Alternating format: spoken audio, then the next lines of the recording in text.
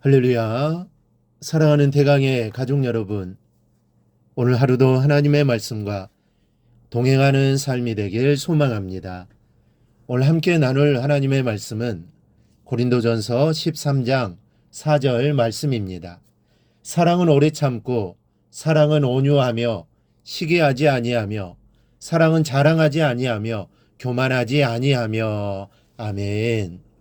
우리가 어제는 이 사랑은 오래 참는다라는 이 말씀을 살펴보았습니다. 즉 인내하는 게 이 사랑이라는 것입니다. 우리 그리스도인들은 인내해야 합니다. 인내함으로 그 사랑을 또 세상에 알려야 합니다. 오늘은 그 사랑의 특징인 온유에 대해서 살펴보겠습니다.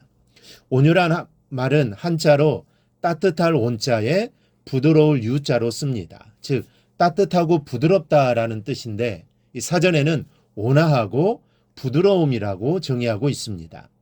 이 말은 어떤 행동 자체를 의미하기보다는 행동에서 나타나는 느낌이나 어떤 행동을 하는 마음의 상태가 선한 것을 나타내는 말입니다. 이처럼 행동을 나타내는 말이 아니라 그 내면의 상태를 나타내는 말이기 때문에 사람마다 약간씩 다르게 해석하기도 합니다. 예를 들면 오리겐 같은 사람은 온유를 즐거움으로 생각했고 제롬은 인자함으로 생각합니다. 그리고 이 성경학자인 매튜엘리 같은 사람은 약간 복잡하게 자애롭고 관대하며 예의 바르고 의무감이 있는 것이다 라고 생각을 했습니다. 이런 점들을 미루어 생각해 볼 때 온유란 누구에게든지 즉 모두에게 따뜻하고 친절하게 대해주는 것을 말합니다. 친구와 원수 또 사랑하는 사람과 미워하는 사람을 구분하지 않는 것이 온유한 사람의 특징입니다. 그리고 이것을 성경은 사랑이 있기 때문이라고 말씀합니다. 예수님은 온유의 원본이십니다.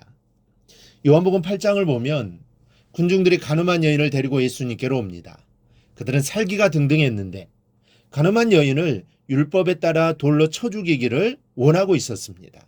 그때 예수님은 너희 중에 죄 없는 자가 먼저 돌로 치라고 말씀하십니다.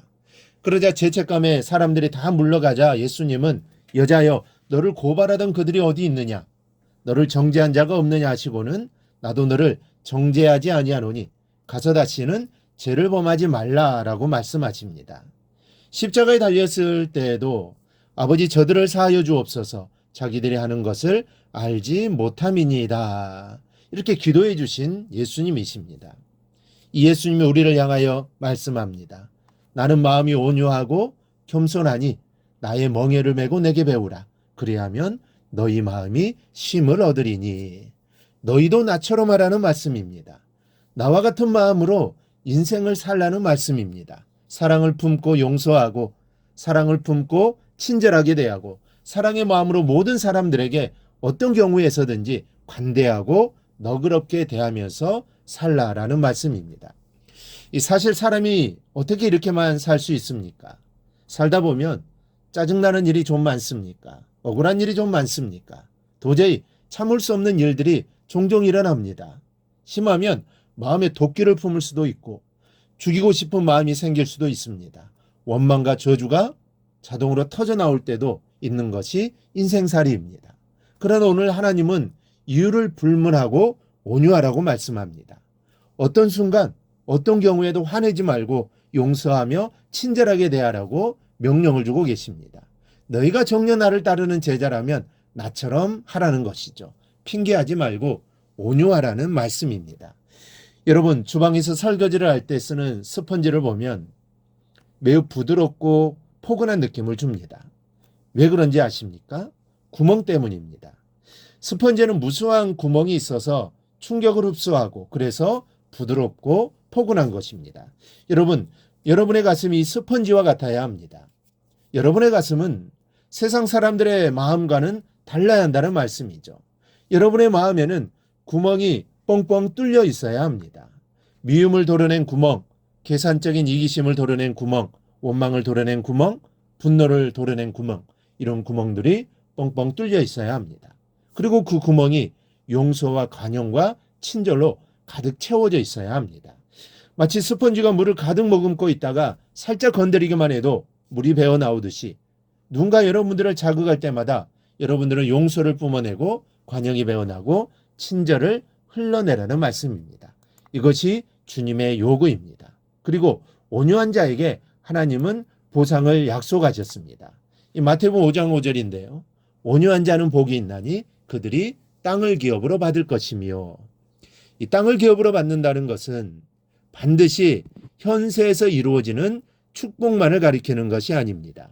물론 하나님께서 온유한 자에 대한 보상으로 실제로 땅을 차지할 수 있는 현세의 축복을 주시기도 합니다.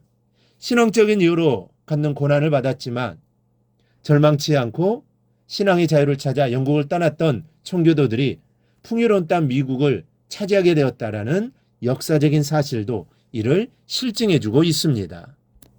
그러나 본문의 보다 궁극적인 성취는 종말론적으로 이루어집니다.